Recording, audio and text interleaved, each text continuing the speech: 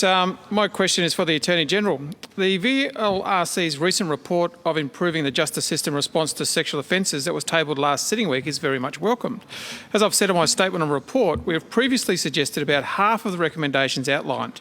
Some of these included stealthing, which I had coincidentally drafted an amendment to introduce last sitting week, public education, expanding victim rights, funding more MDCs and funding for a victim's legal service.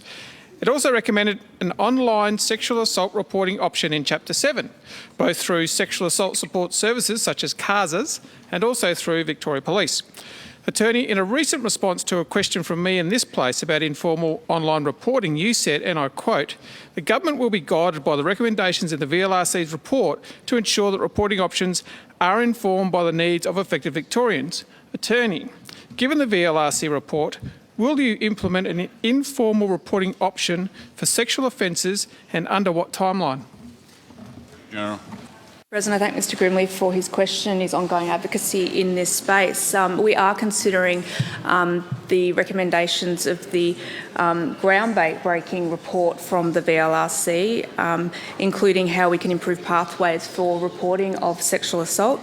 The VLRC was told that victim survivors want to choose how they report and found that online reporting was one way that their options could be expanded, and I'm particularly interested in this particular recommendation. It is vital that victims have a safe and effective way to make reports. Consideration of reporting pathways will be a central component of the 10-year whole-of-government strategy for addressing sexual violence and harm, and I will have more to say about that strategy next year. Mr Grimley on a supplementary. Thanks, President. I look forward to that.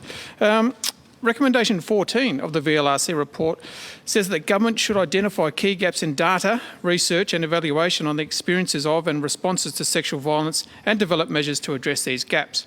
It further states under this recommendation that the modernisation of data systems for key agencies should be funded. Interestingly, just over 12 months ago, we all debated a motion I put forward about data collection for sexual assaults.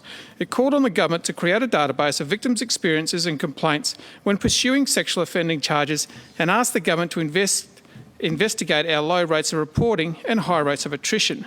I said at the time, you don't know what you can't find.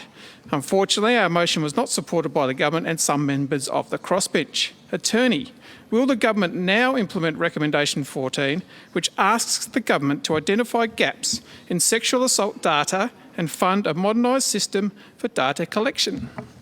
Attorney General.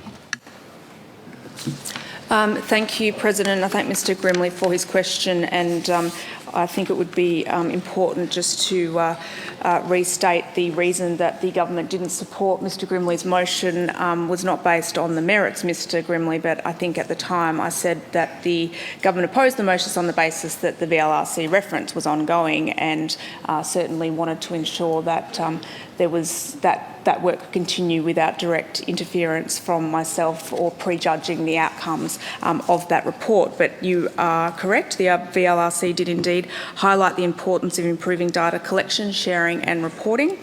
It again, similar to my previous response, will be important to the whole of government strategy so that data collection can support and be consistent with the rest of government's work. There are a range of areas within government that are focused on this, and we want to make sure that that all marries up very well. And I do look forward to further discussions about these important issues in the chamber next year. Thank you. Minister State.